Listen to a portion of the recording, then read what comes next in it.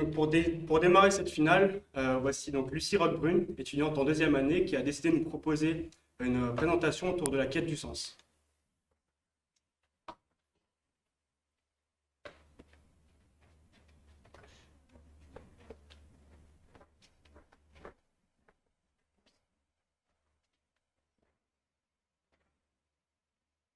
Trouver son chemin.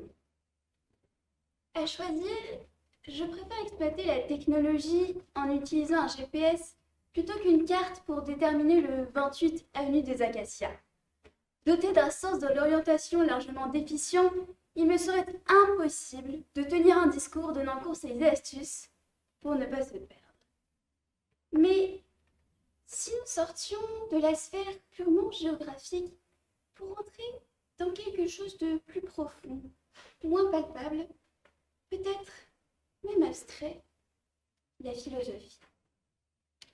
Je ne peux pas vous tenir un discours pour vous apprendre à utiliser une boussole, mais je peux néanmoins vous partager ma réflexion sur le sens de la vie.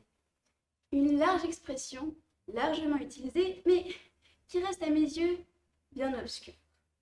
Ma vie a-t-elle un sens? Pourquoi donc est-ce que je suis née? Ai-je un quelconque destin? Ou suis-je née simplement pour mourir un jour? Je ne sais pas.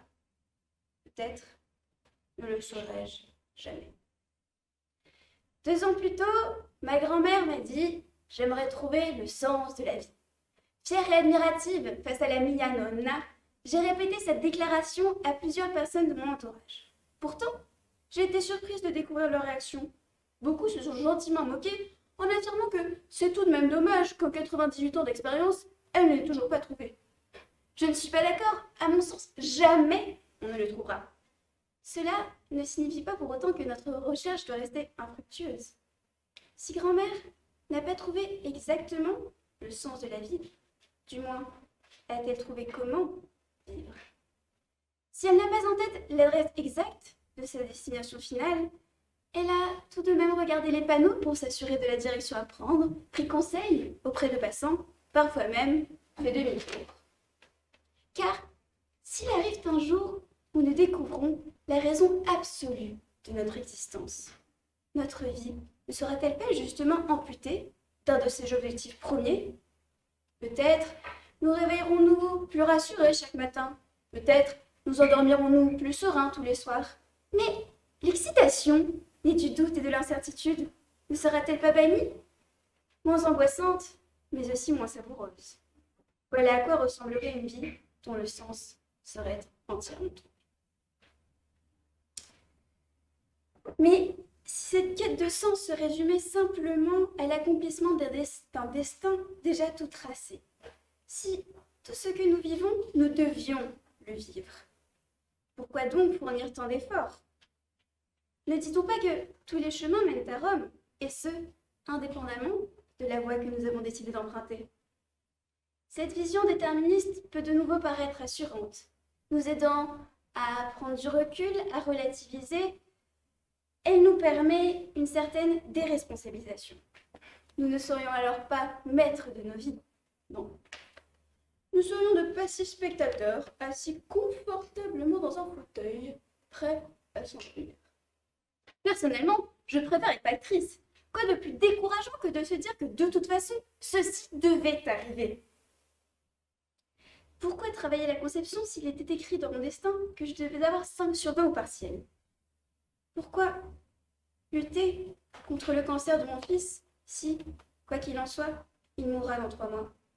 Pourquoi m'empêcher de voir mes amis si, tôt ou tard, j'attraperai la Covid? Ici, cette vision est proche d'une vision plutôt fataliste. Pourquoi ne pas baisser les bras maintenant? Arrêter de fournir tant d'efforts si, quoi qu'il arrive, les événements devaient se dérouler dans un seul et unique sens. Si, j'en suis intimement convaincue, nous maîtrisons notre destin, pourquoi ne pourrions-nous pas maîtriser, ou du moins influer, celui des autres? Il est souvent plus facile de regarder les autres plutôt que de se voir soi-même. Il est fréquemment plus aisé d'aider ses camarades plutôt que de s'aider soi-même. Ainsi, beaucoup voient dans l'autre une manière de donner sens à son existence. Le bénévolat peut justement se voir comme une sorte de quête de sens. Puisque je ne comprends pas pourquoi j'existe, autant me mettre au service des autres et me rendre utile. Ma vie doit donc-elle être menée dans l'objectif d'être heureux ou de rendre heureux mes proches, afin d'avoir un impact sur ma sphère privée ou plutôt sur la sphère publique, pour lutter contre le réchauffement climatique ou défendre Jean-Luc, victime de harcèlement, afin de diffuser mes convictions gauchistes ou marquer l'histoire. Car à quoi bon vivre? Une épreuve pas toujours simple. Si je serais oubliée dans une décennie, dans 50 ans, dans un siècle. J'aime à m'imaginer que ma vie fera l'objet d'études de terriens dans 400 ans. Et si les futurs collégiens étudieront au même titre que nous avons lu le journal d'Anne Frank, mon journal intime, pour essayer de comprendre le vécu d'une étudiante en pleine pandémie mondiale. Ici, je donne un objectif presque pédagogique à ma vie. Raconter, diffuser, répandre mes idées et mes convictions. Si ma vie n'a pas de sens de mon présent, peut-être en aura-t-elle dans le futur, à l'image du succès posthume de Van Gogh. En toute modestie, la comparaison. D'ailleurs, si nous regardons l'évolution du sens de la vie, non pas dans le futur, ce qui serait impossible, mais dans le passé, il semblerait en effet qu'il était peut-être moins difficile de trouver sa place et son destin au XIVe, au XIXe ou même au XXe siècle plutôt qu'au XXIe siècle. Au Moyen Âge, mon objectif se résumait dans la défense de mon territoire si j'étais seigneur. En tant que paysan, je devais travailler dur pour survivre et nourrir ma famille. Au XIXe, XXe siècle, je n'avais guère plus de questions à me poser quant à mes futures responsabilités. Je suis le fils aîné et mon père est cordonnier, je reprends ses affaires. Je suis une femme, j'apprends à faire la cuisine, le ménage, à m'occuper des enfants et puis c'est tout.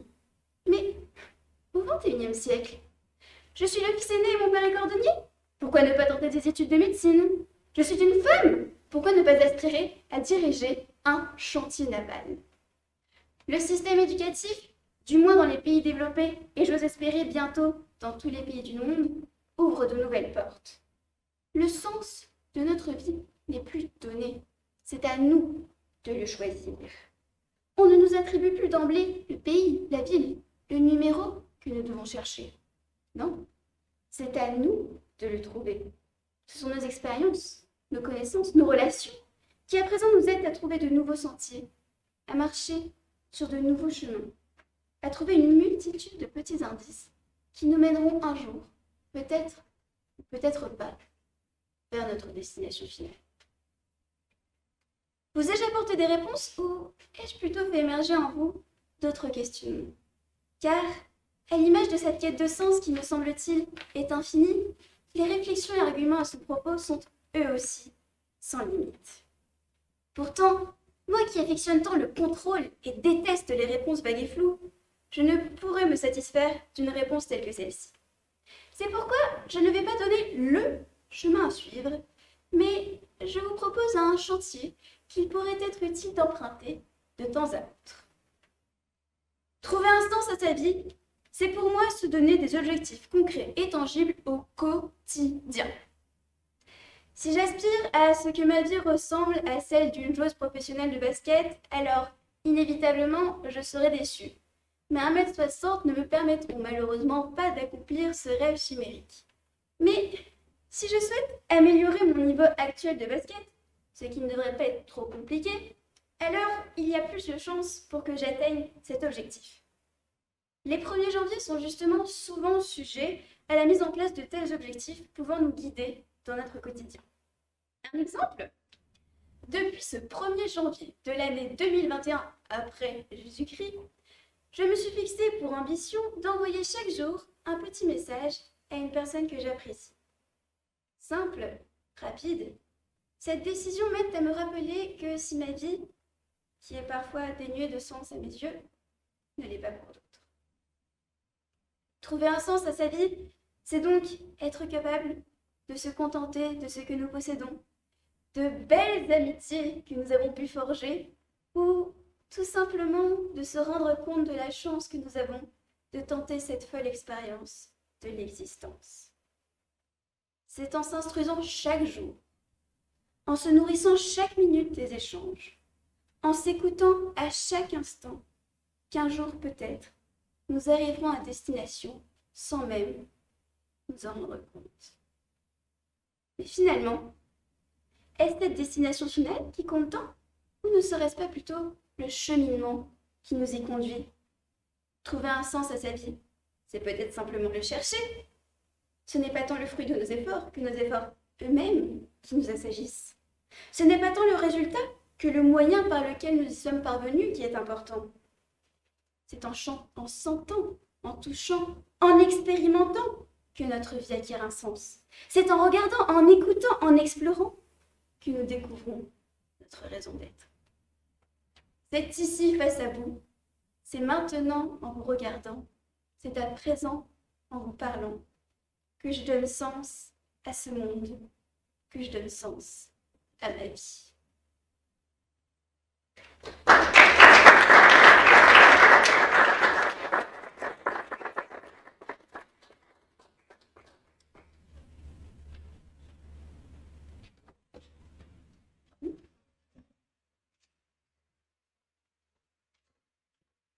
Alors, on remercie Lucie pour son très beau discours. Et maintenant, c'est au tour de Pakinam qui va nous dévoiler tous ses secrets pour réaliser ses plus beaux rêves.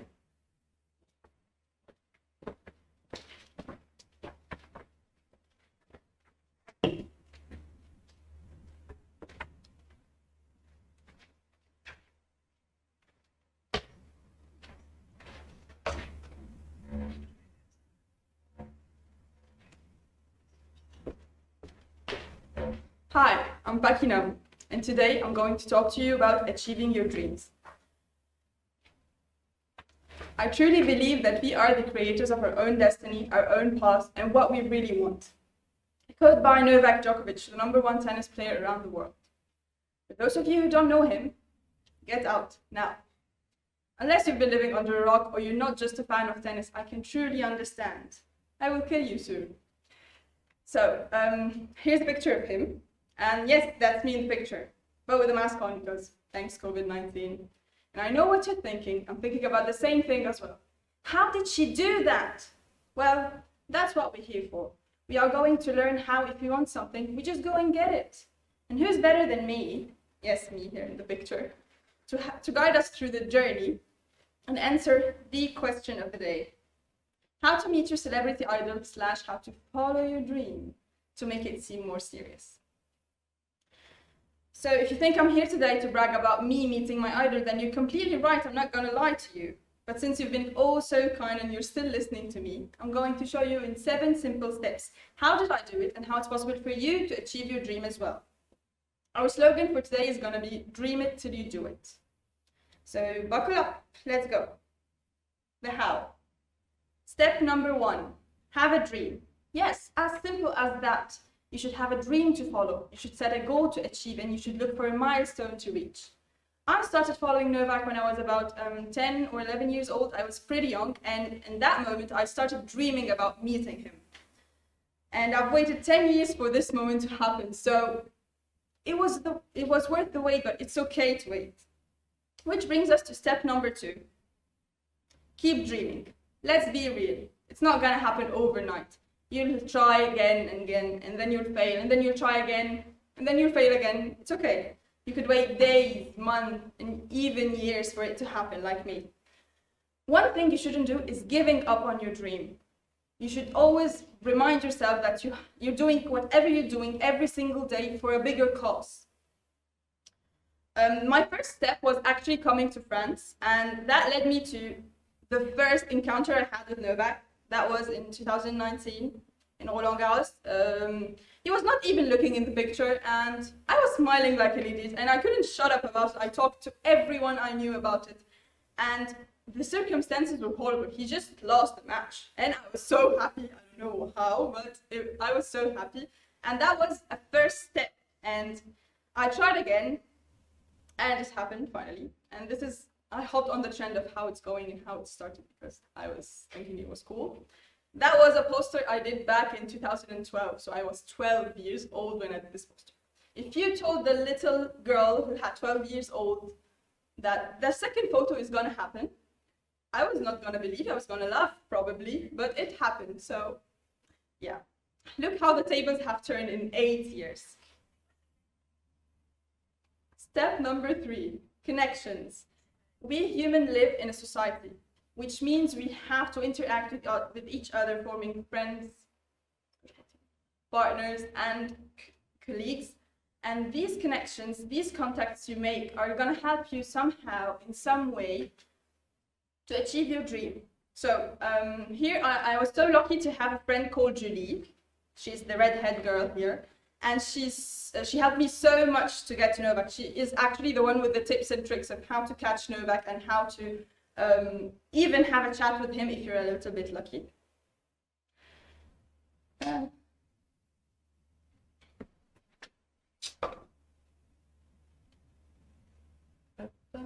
Sorry. So yeah, I'm so thankful for her, and it's very important to have people who support you and who help you achieve your dream. Talking of people who support me, my parents are very supportive of me. They know how it meant to me that I finally met Novak, so they bought me this wooden painting of us on my 21st birthday, and it blew my mind of how thoughtful they were. Step number 4. Seize the opportunity. In life, we don't get too many opportunities, but as famously known, when life gives you lemon, make a lemonade.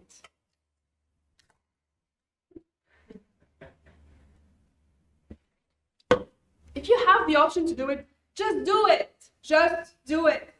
Even if there is uncertainty and doubt about it, even if you have a million questions going through your mind, just do it. I didn't know if Novak was going to be where I was, if I'm going to be able to catch him, chat with him, if it's going to be nice. But it was a risk I was willing to take to achieve my dream. And look where it got me.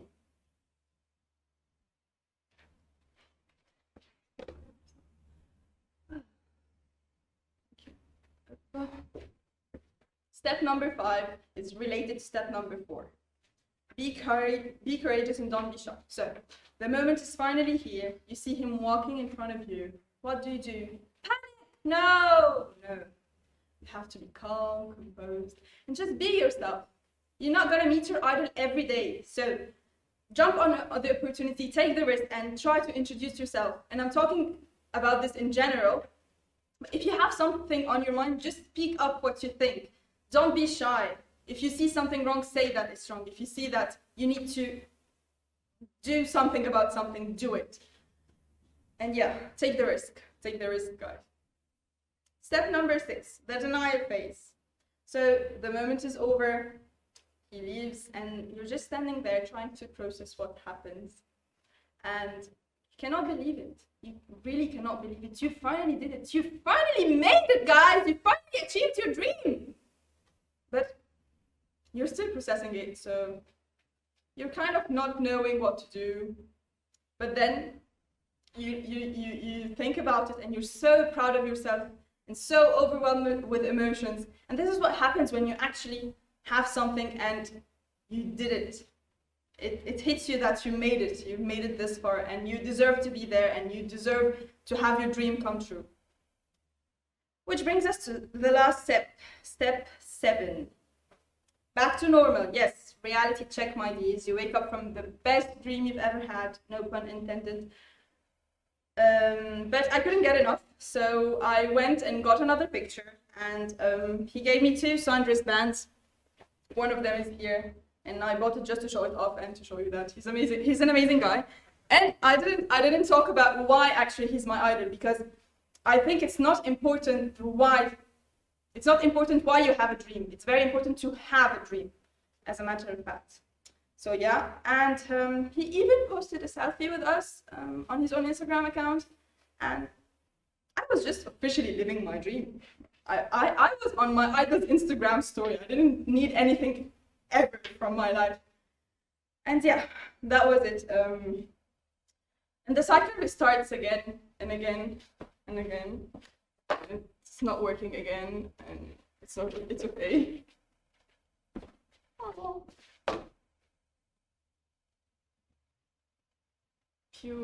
Yes. So the cycle restarts again and again and again. This is to say that what fuels human beings are dreams. So this is what keeps us going. This is what keeps us moving.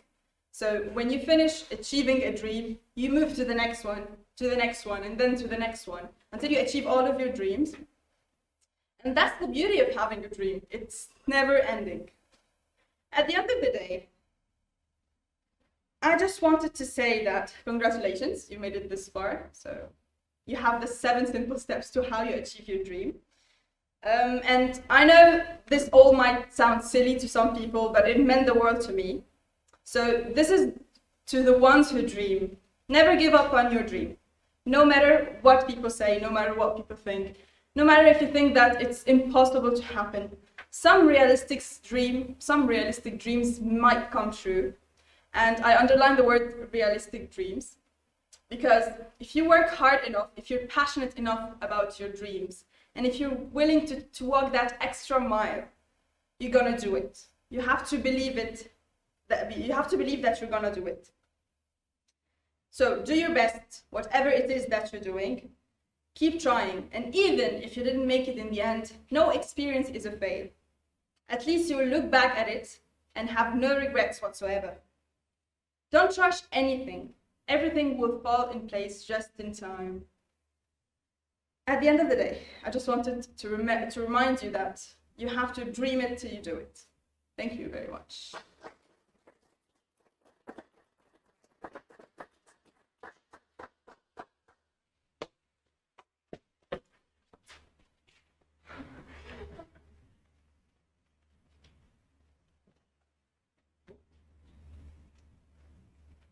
Merci Pakinam, c'était très intéressant. Et maintenant, je vous propose d'accueillir Mohamed qui va nous parler du pouvoir incroyable des habitudes. Encouragez-le dans le chat.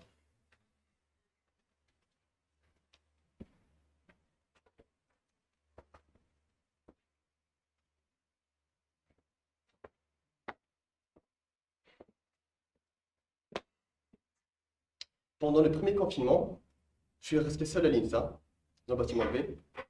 Et j'avais besoin de quelque chose qui m'animait. J'avais besoin de cette énergie positive.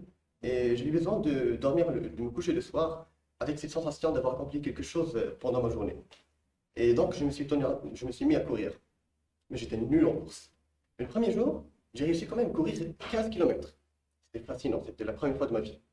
Le deuxième jour, j'ai couru 10 km. J'étais motivé plus que jamais. Puis j'ai arrêté un moment. Puis j'ai repris avec 10 km. Et après, j'étais éclaté, j'étais fatigué, je n'ai rien fait depuis. Et maintenant que j'y pense, il n'y a pas pire comme sentiment que celui de regretter, de se dire, si seulement j'étais plus raisonnable, si seulement j'étais pas trop motivé, si seulement j'avais couru 1 ou 2 heures par semaine, j'aurais été beaucoup meilleur. Et en fouillant encore plus, j'ai pas compris pourquoi je me suis accroché à certains rêves et d'autres non. Donc j'ai commencé à chercher, j'ai commencé à faire une comparaison de certaines de mes ambitions. Et finalement, j'ai compris que si je suis arrivé quand même à lire autant de livres depuis le premier confinement, c'est parce que je me suis forcé à lire 30 000 chaque soir. C'était le pouvoir des habitudes. Donc, après, j'ai essayé de fouiller encore plus sur Internet, sur des livres, etc. Et je me suis retrouvé devant tout un domaine de neurosciences qui m'a été qui m'a pas du tout été familier. Après, j'étais perdu, j'ai commencé à lire le livre Le pouvoir des habitudes de Charles Duhigg. C'est tout simplement un cocktail des plus grandes expériences réalisées pendant le XXe siècle sur la science des habitudes. Et il y a une expérience qui m'a beaucoup marqué dans ce livre, c'est celle de l'individu amnésique. Donc, il y avait un virus qui avait rongé sa mémoire. Mais ce qui est fascinant, c'est qu'il est quand même capable de développer des habitudes très très complexes. On ne s'appelle même pas de son prénom, on ne s'appelle même pas du plan de sa maison. Mais quand même, il est quand même capable de se rappeler comment faire des omelettes au bacon chaque matin.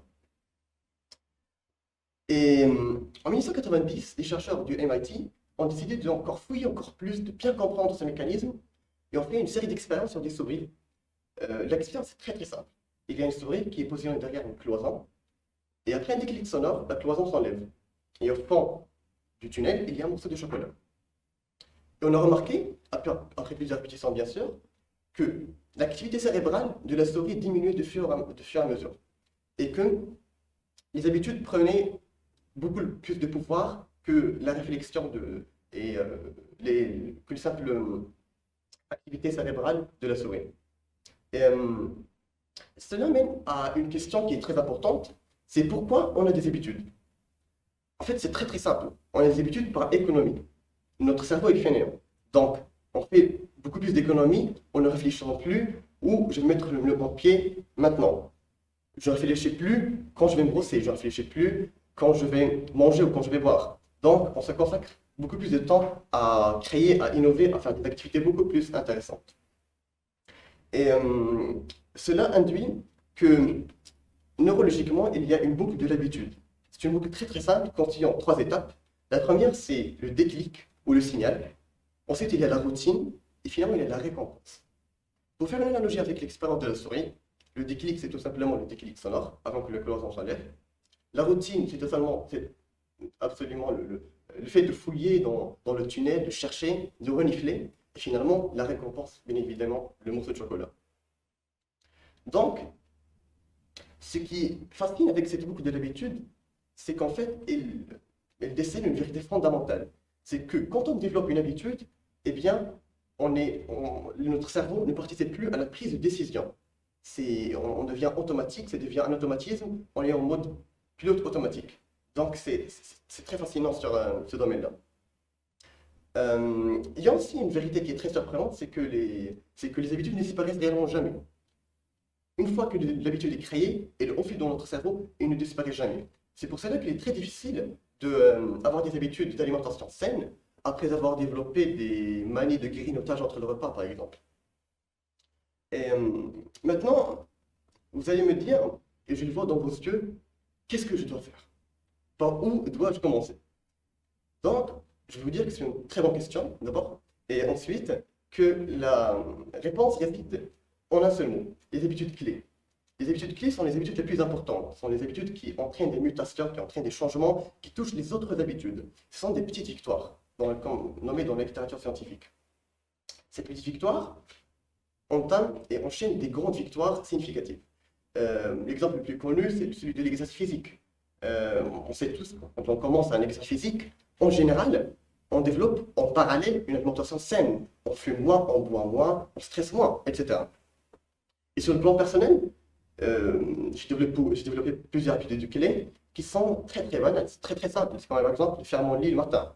Donc pour moi, pour mon cerveau, c'est déjà une petite victoire, c'est déjà une petite longueur d'avance. Et c'est là qu'on enchaîne des victoires plus significatives dans notre journée, qui est pour mon cerveau totalement un prolongement naturel. Et je voudrais finalement parler d'une autre habitude clé qui est très importante, qui peut être la plus significative, c'est celui de la volonté.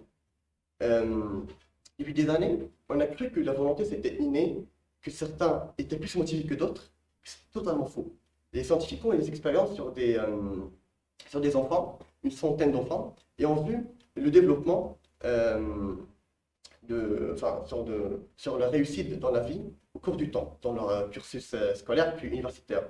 Ils ont remarqué que la seule différence qui permet de savoir si un élève va réussir dans sa vie ou pas, c'est tout simplement le fait d'avoir l'autodiscipline, l'autorégulation, et pas du tout le QI, qui ne joue absolument aucun rôle. Donc les scientifiques sont arrivés finalement au point que la volonté, c'est tout simplement un muscle. C'est un muscle qui est caché derrière le cortex du cerveau. Non, je rigole bien sûr, c'est pas un muscle dans le sens propre du terme. C'est un muscle, ça veut dire qu'il fonctionne comme un muscle. Il travaille, il se fatigue. Sur le coup, on ne peut pas enchaîner une journée d'activité très très stressante qui nécessite beaucoup de motivation.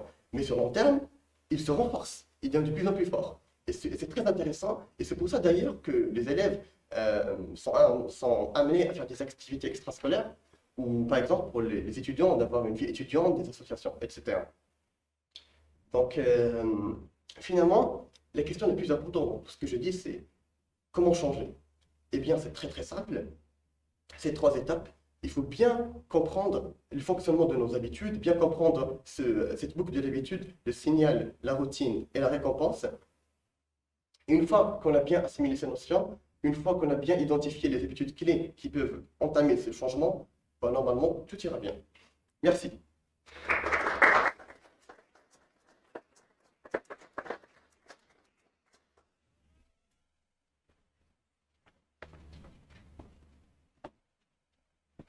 Juste, je reviens ici. Donc, apparemment, on m'a pas très bien entendu au début du concours. Donc, je parlais du système de vote. À la fin du concours, on va vous envoyer donc le lien pour le form pour voter. Et ça se fera comme l'année dernière, c'est-à-dire que vous pouvez classer vos speakers par ordre de préférence. Donc, le speaker numéro 1, ce sera celui que vous avez préféré. Et le speaker numéro 6, ce sera celui que vous avez le moins apprécié. Donc, voilà, c'est tout ce que j'avais dit au début du concours. On vous enverra le form à la fin. Voilà, on passe au speaker suivant. Du coup, on remercie Mohamed pour son talk. Et maintenant, on va vous présenter Adèle, qui n'est pas là aujourd'hui. Du coup, elle va le faire depuis chez elle et qui va nous parler de l'intelligence émotionnelle. I was a pretty good student, just like basically every student who managed to study at INSA. But I used to have, and still have, a great handicap. I am an HSP, hypersensitive person. I was diagnosed when I was 7 with high potential.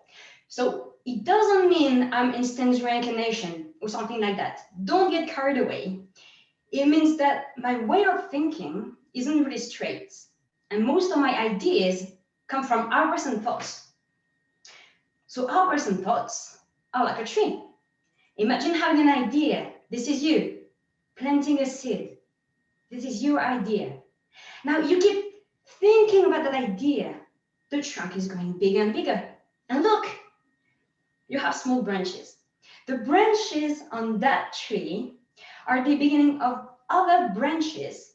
And those are the ideas that your initial idea gave you when you thought about it in the first place.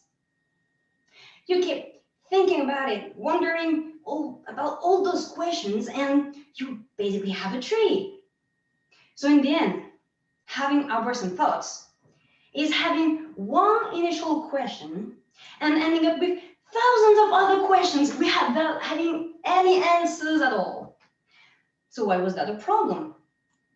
It all became a problem when I needed to be focused on my class 5 days a week, 8 hours a day. I didn't need to work that hard in high school. But when I came here at INSA, I needed to work way harder than I used to. And I actually was discovering this new intelligence at the same time I need to work way harder. So how did I turn that into something I wanted to be my advantage? Well, my journey began with something I heard in a conference. What if you could make your strength from your greatest weakness? And this is something I heard, and that made sense to me. I was wondering, I had these powerful thoughts. I do have this energy. I can do this. Let's turn it into something I want to rely on, not something I want to avoid. So, what is emotional intelligence? Emotional intelligence is the capacity of individuals, you, me, everyone, to label their feelings, make a clear distinction between your feelings and those of others, and to make a clear distinction between the different feelings you have inside yourself. And I'm deeply convinced that this is a true strength when you manage to combine it with hours and thoughts, or any kind of thoughts. I like to look at self-improvement in terms of getting better with the ingredients you already have. You can't do much with only an egg, but combined with milk and flour, you end up making pancakes. So I'm not telling you that emotional intelligence is going to help you cook pancakes. What I'm telling you is that emotional intelligence, your emotions and your thoughts are the ingredients you need to reach this final goal, which is self-improvement. And I think this is something we should go out and look at when we need to tackle an issue, because you have many situations where this can be really useful. For instance, being stuck on a problem, having negative thoughts about something, being stuck in a complex discussion at work, or being misunderstood by your boss. all those situations can be the root of much bigger problem. And yet, this is where you can use emotional intelligence. Because if you learn to manage it, to just do it properly, you can label your feelings, make a clear distinction between your feelings, your boss's feelings, what both of you are thinking. And this is a real help. You can finally and maybe take a step back, put yourself in your boss's shoes, seeing things from a whole new point of view. And this can be maybe the biggest help you could ever get to solve any kind of problems. And I'm also deeply convinced that your emotions and your thoughts are the underlying factor in everything you do on a daily basis. So I want to briefly finish by saying that with emotional intelligence, you do have the power to understand the world around you. With emotional intelligence, you do have the power to understand the people around you. But most of all, with emotional intelligence, with your thoughts, your emotions inside you, you do have the keys and everything you need to bring new change into your life for self-improvement. Thank you very much for your time and your ears. Bonjour à tous, je vous demande d'introduire maintenant Eman, qui va venir vous parler de motivation et de système de récompense, notamment en nous posant des questions sur le système, comment notre société a réagi et ses théories libéralistes. Du coup, je vous demande de l'introduire et merci à Adèle pour ce beau speech aussi.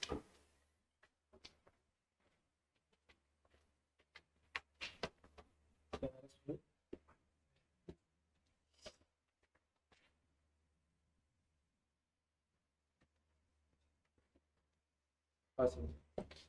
Bon, alors, je vais commencer par une étude qui va avoir le mérite de directement installer l'ambiance, à une ambiance au début pas très joyeuse, attention. C'est un sondage qui a été réalisé par l'Institut Gallup en 2017, il a été aussi réalisé en 2013, sur l'engagement des travailleurs, des employés. Et il a été réalisé dans plus de 140 pays, parmi plus de 130 000 employés. Et qu'est-ce qu'il nous dit à la fin? Il nous dit que seulement 13% des employés se sentent engagés au travail, contre 65% qui ne se sentent pas vraiment engagés et à peu près 25% qui se sentent activement désengagés, dont on peut supposer qu'ils sont dans une totale perte de sens, crise de sens, tout ce que vous voulez. Et donc c'est une catastrophe. Alors, j'ai choisi de commencer par ce fait justement pour adresser le problème de la motivation qui se trouve dans une drôle de situation parce qu'on en parle beaucoup. C'est une notion qui est très consensuelle, je veux dire, on est tous d'accord pour dire qu'il faut se motiver et que c'est important de se motiver et que c'est important de débloquer son potentiel. Par contre, on continue à gaspiller nos énergies et à se saper mutuellement nos forces créatrices dans les systèmes qui nous régissent. Et cela prouve juste à quel point ce n'est pas un problème d'individus plus ou moins motivés ou pas, c'est un problème structurel qu'on va essayer de traiter en tant que tel aujourd'hui et pourquoi pas trouver les new ways pour s'en sortir, justement, pour rester dans le thème. Alors, moi je suis un peu simplé, je me dis, bon, je vais dire, s'il y a un problème avec la motivation, c'est qu'il y a un problème avec les moyens qu'on utilise pour susciter de la motivation. Et on peut dire de manière générale que les moyens dont on use pour susciter de la motivation sont matériels, quantitatifs et extrinsèques, ou du moins deux des trois, mais ils sont souvent extrinsèques, c'est-à-dire externes à soi-même. C'est l'exemple des primes dans les entreprises, des augmentations de salaire, du salaire lui-même, des écarts de salaire, c'est les notes en tant qu'étudiant, c'est pourquoi pas le diplôme aussi. Bref, c'est tout ça. Et tous ces systèmes de récompense extrinsèques, on va les appeler comme ça, sont tellement ancrés dans notre quotidien, tant et si bien que on part souvent, même très souvent, du principe que les autres n'agissent que par appât du gain. C'est presque un biais, ça part du père qui ressent le besoin d'offrir des sucettes à son fils pour lire un livre, au patron qui ressent le besoin d'offrir des primes à ses employés pour se motiver. Voilà, c'est un peu un biais. Alors, vous allez me dire fort bien, pourquoi je parle de ça, où est exactement le problème? Mais le problème, il est très simple, c'est qu'en réalité, ces systèmes de motivation extrinsèques vont totalement remplacer la motivation intrinsèque. Alors, la motivation intrinsèque, c'est contenu dans le nom, c'est ce qui arrive de soi, hein, c'est quand on se motive de soi-même. Et vous en convenez, c'est d'une puissance qui est beaucoup plus grande. Et en réalité, c'est juste un euphémisme. C'est d'une puissance infinie, en fait. Parce que la motivation intrinsèque, elle coule de source. Et je dirais même d'une source qui se régénère toujours, d'une source qui ne s'épuise pas. C'est ce qui fait que vous allez refuser de dormir le soir et que vous êtes impatient de se lever le matin pour continuer votre ouvrage. Bref, c'est une sorte de flot, voilà, qui coule et qui se régénère au fur et à mesure qu'il coule. La motivation extrinsèque va atténuer la motivation intrinsèque. Elle va l'atténuer d'abord, des fois en n'y laissant même pas la place, c'est-à-dire quand vous voulez faire quelque chose juste pour la récompense, mais que vous n'avez pas vraiment d'envie de faire cette chose. Mais ce qui est encore plus tragique, en fait, c'est que même quand vous avez de la motivation intrinsèque pour réaliser une tâche, le fait qu'il y ait de la motivation intrinsèque, le fait qu'on vous offre une récompense, va détourner en réalité votre profond désir, votre volonté propre. Ça va concurrencer votre motivation intrinsèque. Ça va l'atténuer. Et ça paraît contre-intuitif, mais il y a des études qui ont été faites, notamment sur les incitations financières dans les entreprises, et qui tendent à prouver en fait que les incitations financières n'augmentent pas, mais diminuent la motivation intrinsèque des employés. Alors, diminuent la motivation intrinsèque, mais affectent aussi au passage les considérations éthiques, la créativité, bref, c'est un désastre. Et en fait, tout ce qu'on obtient en implémentant, par exemple, les incitations financières, c'est juste plus de quantité. Les systèmes de récompense extrinsèques sont souvent aussi quantitatifs parce que pour donner une récompense à quelqu'un, on doit mesurer d'abord son rendement. Donc, on va utiliser toutes sortes d'indices pour mesurer son rendement parce que c'est difficile de mesurer la qualité. La qualité, elle se comprend, elle ne se mesure pas. La qualité, elle s'appréhende de manière presque intérieure. Et donc, en fait, on va juste obtenir davantage du point de vue quantitatif. Mais on va affecter tout le reste. Et je vous donne des exemples très simples. Quand vous payez des chercheurs à la publication, vous obtenez juste davantage de publications. Et sûrement moins d'audace, moins de curiosité, plus de conformisme, et donc moins de ce qui fait l'âme, de ce qui anime même le chercheur, et qui n'est nul autre que son capital de curiosité qui lui fait explorer des nouvelles routes partout. Et c'est la même chose pour la presse et le journaliste. Quand vous payez des journalistes à la publication, ils vont vous pondre des publications à la chaîne, mais il y aura de moins en moins de créativité, etc., etc., etc. Mais sans aller très loin, je pense juste en tant qu'étudiant, on peut appréhender ce phénomène par la note. La note qui est un système de récompense extrinsèque et quantitatif. On se rend compte en fait que les notes, souvent, vont nous motiver juste pour avoir les notes. Et pas forcément nous motiver pour travailler de soi intrinsèquement, pour comprendre des notions, prendre le temps de faire le lien, voilà, d'explorer en fait. Alors, ça n'arrive pas tout le temps, mais ça peut arriver, et ça arrive même très souvent, je pense. Et les profs sont plus ou moins conscients de ça, ils vont donc essayer de modeler leurs examens de manière à ce qu'on ne tombe pas dans ce piège, mais c'est pas évident. C'est pas évident, c'est pas simple, parce que l'impasse, elle est liée à la notion même de récompense extrinsèque, hors de soi. Et ce n'est pas un problème de l'école, je veux dire, c'est un problème de toute la société qui, quelque part, fait fausse route, je pense, sur cette question de la motivation. Et alors, elle fait fausse route parce qu'elle se base sur un paradigme totalement dépassé de l'être humain. Et d'ailleurs, c'est drôle de voir à quel point notre conception de la nature humaine conditionne tout ce que l'on pense absolument de tout, politiquement, de la société, des écoles, je ne sais pas moi, de la démocratie, tout. Et justement, ce qui est en jeu, c'est un paradigme qui, je pense, est vieux et qui est cynique de l'être humain, selon lequel l'être humain ne se motive pas de lui-même. Donc voilà, il faut toujours lui accrocher une espèce de corde au bout de la carotte, plutôt, au bout de la corde, pour le pousser à se motiver, ou à des fois en battant, mais on fait moins confiance au battant parce que c'est moins efficace, parce que ça ne fait pas très droit de l'homme aussi. Et voilà, donc on fait beaucoup confiance à la carotte, et c'est quelque part c'est la vision d'un être humain profondément passif qui n'agit pas en fait, qui ne fait que réagir à des stimuli. C'est la vision libérale de l'être humain, voilà, l'homo economicus selon lequel en fait l'homme c'est juste un être rationnel qui va toujours chercher son propre intérêt personnel qui incorporé dans l'économie va vouloir dire l'argent. Donc en fait ce qui nous motive c'est juste de travailler pour notre propre pomme.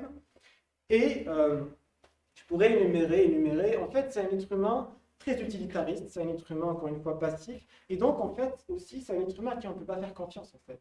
Je veux dire, si on se motive juste par appât du gain, ne peut pas nous faire confiance. Donc c'est un être humain qu'on va toujours vouloir contrôler, diriger, surveiller. C'est là que le management, notamment, a un rôle, hein, où se crée à lui-même de l'emploi. Voilà, c'est un humain à diriger.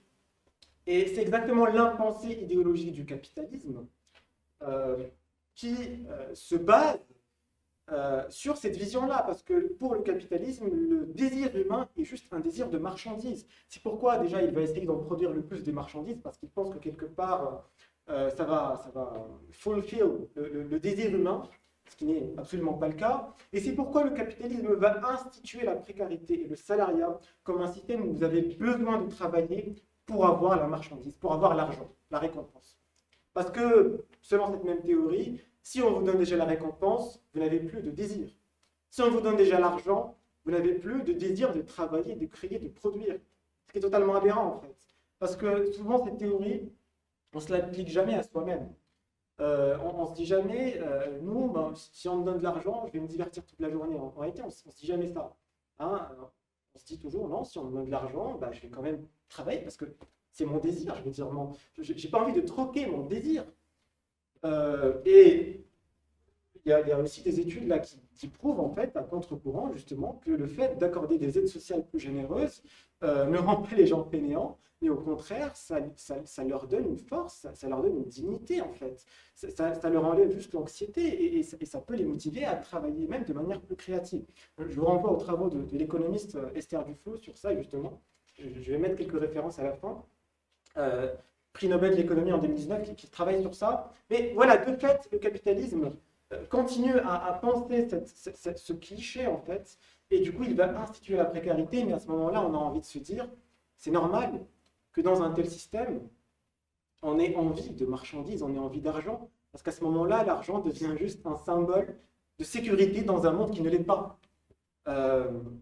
D'autant plus, d'ailleurs, que vous avez la publicité qui va jouer sur toutes sortes de réceptivité psychanalytique pour vous pousser à acheter, à consommer. Et donc, la conclusion, c'est que ce désir présupposé naturel n'est pas naturel. En fait, il est engendré par les structures mêmes du capitalisme et les structures mêmes de la précarité instituée.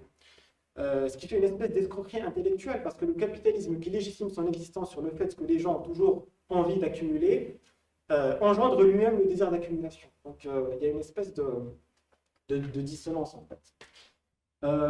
Mais voilà, voilà le monstre idéologique à combattre en fait, quelque part. Et je pense que c'est important la bataille culturelle, le changement de paradigme. Parce que je pense que c'est ça d'abord qu'il nous faut. Et il faut réhabiliter le désir. Le désir humain s'en sort grandement réduit de cette théorie.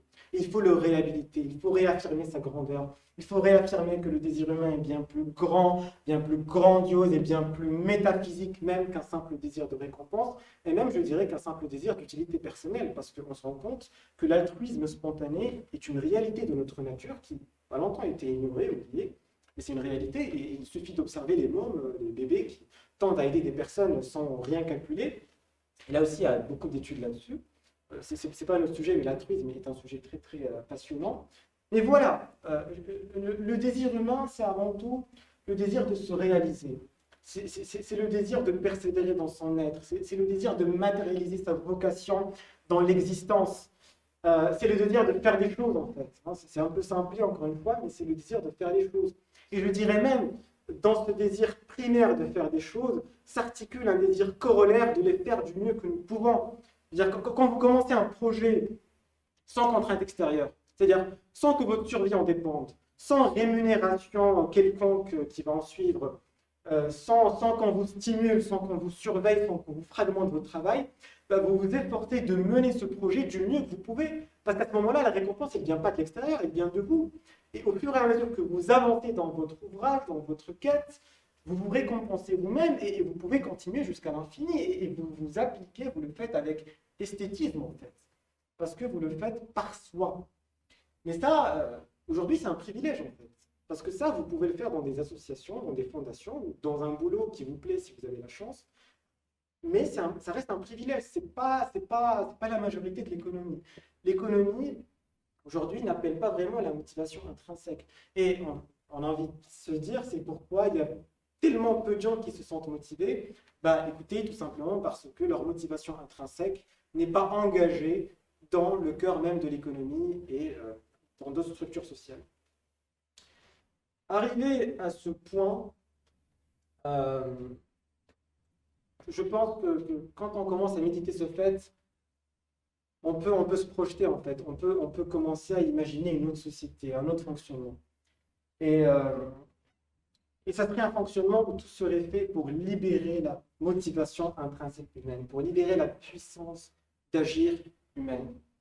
Alors, il y a des trucs qui sont déjà faits, il y a beaucoup de chantiers qui sont déjà entrepris dans ce sens. Et pour revenir à l'idée du revenu de base, hein, le revenu qui garantit une existence sans pauvreté, on va dire, c'est une idée qui est totalement mainstream. Alors, c'est une idée qui peut se formuler de diverses manières, avec des formulations plutôt de droite, plutôt de gauche, capitaliste, anticapitaliste, mais c'est une idée qui a le mérite d'exister, qui a le mérite de devenir populaire aujourd'hui, je pense.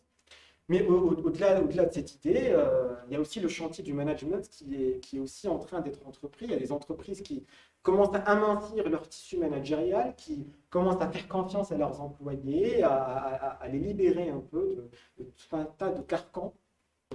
Et souvent, ces entreprises, elles ont le vent en poupe, hein, et elles sont souvent plus excitantes que d'autres. Et ça, j'ai envie de dire, c'est la bonne direction, en fait. Je crois que c'est la bonne direction de l'histoire. Mais j'ai envie de dire, au-delà même de ça, on peut s'autoriser une espèce de radicalité et penser, pourquoi pas, abolir le père même de toutes les motivations extrinsèques qui restent pour moi le salariat, le salaire, hein, et anecdotiquement le capitalisme. On pourrait imaginer un système où tout le besoin serait garanti d'avance et où ainsi, tout ce que l'on ferait, on le ferait par soi, parce qu'on le désire, et donc on le ferait de la meilleure manière que nous pouvons. C'est quelque part une économie qui irait de chacun selon ses capacités et ses passions, à chacun selon ses besoins. Alors, c'est un peu loin, hein, je pense qu'on en a les moyens matériels, mais ça reste loin. Il faudrait s'y préparer comportementalement, effacer tous les résidus de comportement égoïste qu'a légué en nous le capitalisme. Il faudrait aussi prendre en compte le fait que ça ne va pas illico faire toute une économie, parce qu'il y aura toujours besoin de boulot pénible et moins désirable que d'autres. Mais j'ai envie de dire, dans une société où l'on se fait confiance et où l'on a confiance en le fait qu'on n'est plus juste vu comme des robots productifs, mais comme des identités subjectives à part entière, eh bien on a tendance à coopérer, parce qu'on est animé d'un idéal, on a tendance à faire des rotations justement sur des métiers pénibles, à pallier les uns au manquement des autres, parce qu'on est poussé en tant que bloc vers un idéal, hein, ce qui n'est pas le cas aujourd'hui quand on vous dit « levez-vous le matin pour travailler pour votre pomme ». Enfin bref, ça reste des spéculations et je vais clôturer là-dessus. Ça reste des spéculations, mais il y a matière en fait. Il y a matière à imaginer tout un autre fonctionnement. Et quel que soit ce fonctionnement, je pense que ça devrait arriver quelque part. Je pense qu'au bout d'un moment, il n'y aura plus d'alternative parce que les gens commenceront juste à craquer. Et à ce moment-là, il y aura un jour, oui, où on arriverait à libérer cette puissance d'agir humaine qui a trop longtemps été malmenée, qui a trop longtemps été contrecarrée. Et je vais vous dire, moi c'est ma conviction, le jour où on arriverait à réaliser ce tour de force, cette puissance d'agir ainsi libérée nous donnera à voir toute sa grandeur, toute sa bénévolence et encore une fois, tout son esthétisme, parce que c'est plus important. Elle a quelques références sur des articles qui sont parus dans le diaporama et d'autres articles. Merci.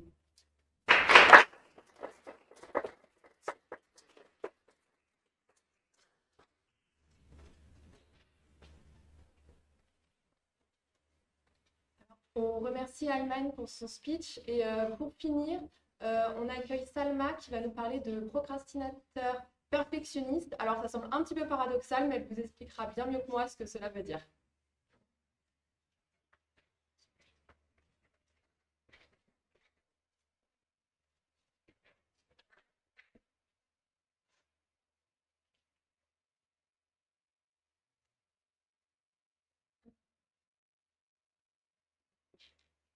Good evening and thank you for tuning in to listen to a speech I started preparing for 2 days ago.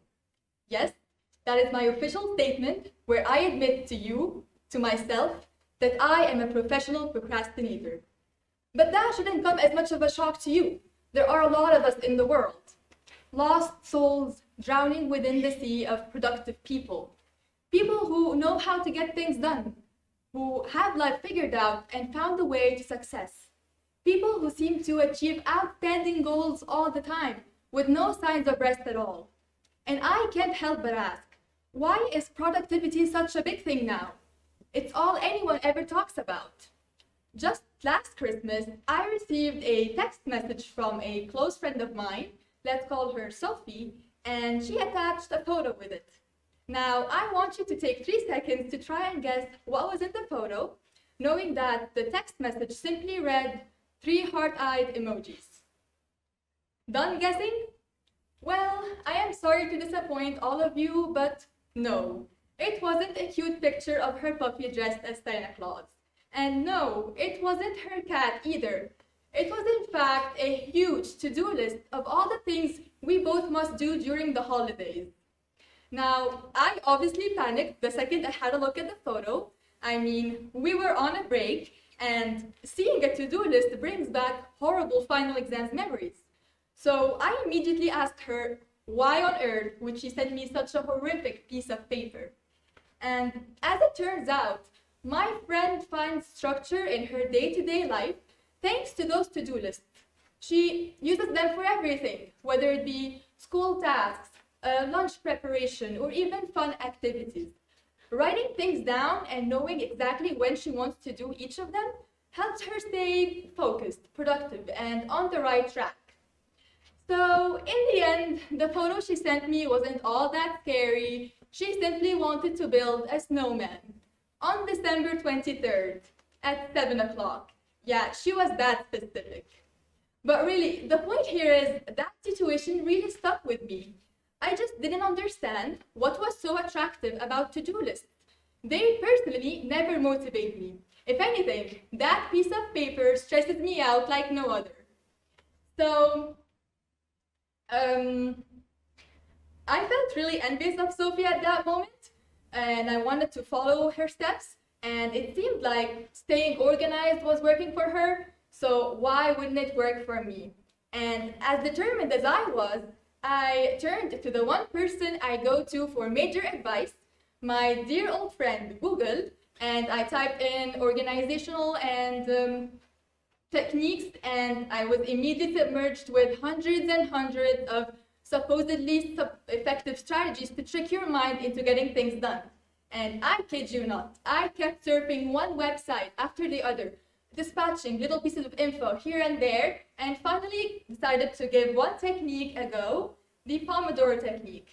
Now, I think some of you may already be familiar with Pomodoro, but it is basically a time management technique where you organize your day and dissociate it into 25 minutes of any given task, followed by a short 5-minute break. It seemed efficient enough and sounded easy, and my day started off pretty well actually. I woke up, had my morning coffee, and then started studying for 25 minutes, and then had a break of 5 to 6 minutes, pretty decent I would say. Following that, I started working on a project for 15 minutes, and then I took my bathroom break of half an hour, and then I continued working on my project for 8 minutes, and had my Netflix and chill break of 2 hours. Yeah, I guess you could see where this was going. I utterly failed. And I honestly, at that time, I thought I was never meant to make sense of my life. In my mind, I classified humans into 2 categories: organized, productive people on one hand, and me on the other. However, I still didn't give up, and only for 2 reasons, really. For one, because deep down, I know I wish I could achieve my goals some other way than always on the last minute. But the second reason is what really changed my mindset. It was actually seeing this photo, which I stumbled upon by chance, by the way. And if Einstein was this messy, yet not only was a genius, but has figured out life through physics to all of us, then maybe I as well shouldn't be organized to stay productive. I mean, Einstein did it first. But really, since seeing that photo, I stopped blaming myself too much. And I became more observant of what people around me do. You know, people other than my friend Sophie and her to-do list. And so that step was really crucial into building the person that I am today. So allow me to share with you some of the different profiles I saw. So, profile number 1, my sister. Now, I would say my sister is pretty productive in my opinion, yet I never saw her use any to-do list. However, I noticed that she never does any task unless there is some type of competition involved. It is what motivates her and truly works for her. So if she has an exam, her strategy to study for it would be to reach a certain part before her friends, for instance. She's the type of person I would call the microwave runner. You know, those people who run to the bathroom and try to finish before the microwave beeps? Yeah, it's all about the competition. Profile number 2, my friend Mona. Now, I would say she's also pretty efficient, but only when surrounded by people who are also being efficient. She's the type of person I would call socially focused or the library fanatics, because that is where they thrive. Being surrounded by people who are all being focused and productive. Even during the pandemic, she knew how to make it work. She would literally call anyone on FaceTime, despite living alone in her dorm room, and she would tell them to go on about their life, keep on doing their tasks, and she would simply display them right in front of her on her screen to motivate herself as well. And the list of profiles goes on, so I won't bore you to death. But then it was time to figure out who I was. And to my surprise, I wouldn't simply call myself a procrastinator, but rather a procrastinating perfectionist. That kind of sounds like an oxymoron, right? Well, in reality, it isn't. Actually, the terms procrastination and perfectionism go together hand in hand. And if you yourself identify as a procrastinator, I can assure you there is always a reason behind it. And perfectionism can, in fact, be more common than you may think. So let's dive into the mind of one through one quick example. Now, let's say my friend Sophie and I were given a task of painting a human face in 8 days. Now, here is what my friend Sophie and her organizational techniques would do. On the first days, she would start by mapping out the lines, figuring out where everything would go, so that by day 3 and 4, she'd add in some facial features, and then some more details by day 6, and by the end, she would have a perfectly fine and complete human face. Now, here is what a procrastinating perfectionist like myself would do. On day 1, I would start by brainstorming.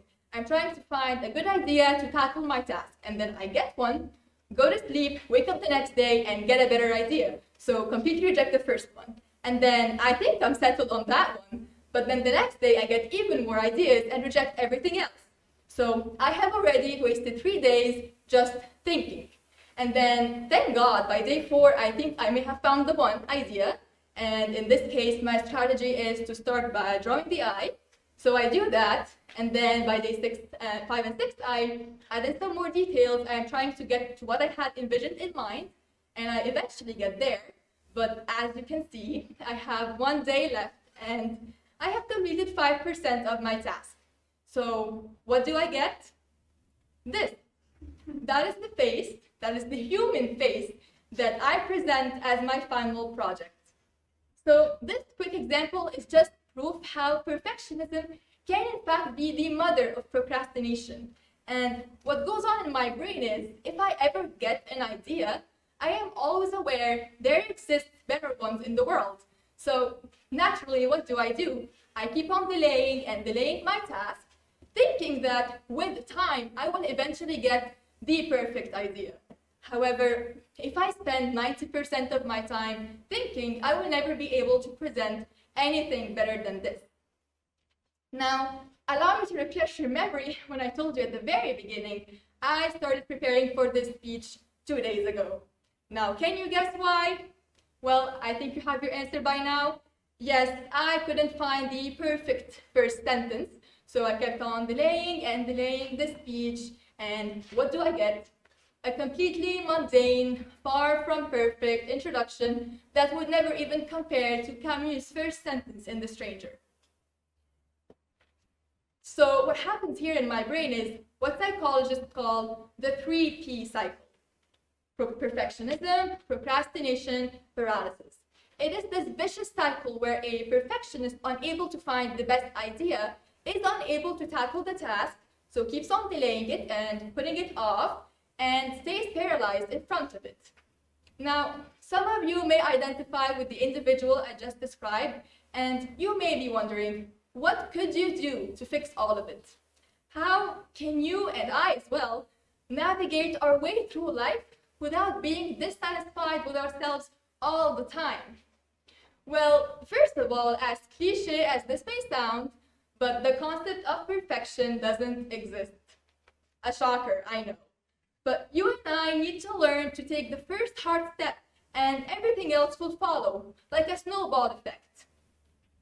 However, to be more specific, I would love to share with you 2 strategies that I have come up with and that have personally worked for me, so they may as well work for you. And the first one is just a simple philosophy that I have convinced myself with. And it is that I now believe anything in the world, whether it be a project, a product, or even a fashion look, has a maximum peak of beauty or a maximum peak of efficiency that it can never exceed. So let's say, for example, ladies, you have a party you need to attend and you want to look good for it. So you put on a dress, you put on some heels, and then you want to apply your makeup. So you do your normal routine and then you look good. But then you take a peek at the mirror and you think you want to perfect it a little bit more. You want to make it all the more special for that occasion.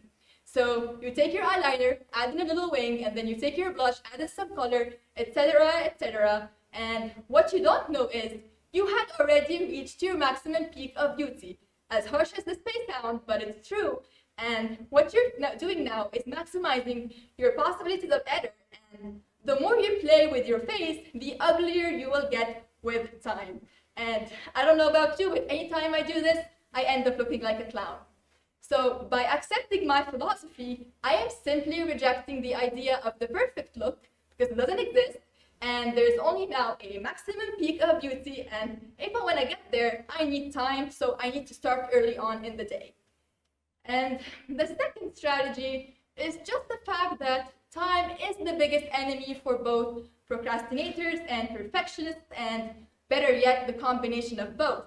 So I try to use that for my own benefit. And so I tell everyone I know to lie to my face and always give me fake deadlines. So that if I can't let go of my own perfectionism and still tackle my task at the very last minute, I would still have time because the real deadline would still be later on. And this has quite literally saved me so many times. So by following these 2 simple strategies, I have become more satisfied with myself, overall happier, and more accepting of my own ideas. Because let's be honest here, the H in perfectionism stands for happiness. Thank you for your attention.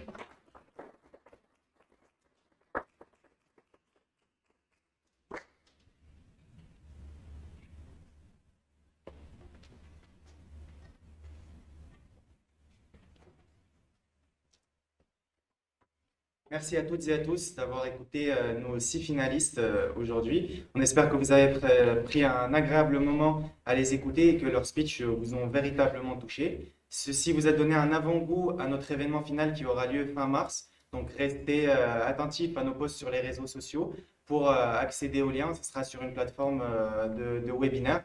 Donc on vous promet un événement de qualité. Donc vous avez pu avoir un avant-goût à tout cela. Mais pour aujourd'hui, donc pour voter pour la personne qui va représenter l'INSA à notre événement TEDxINSA pour sa 9e édition, on compte sur vous. C'est le vote du public qui va compter et qui va déterminer la personne qui va représenter notre école pour notre événement. Donc on vous met le lien du Google Form sur le Zoom à l'instant et on vous laisse 5 à 10 minutes pour voter et puis on vous annoncera les résultats à la suite. Merci à vous encore une fois et bon visionnage.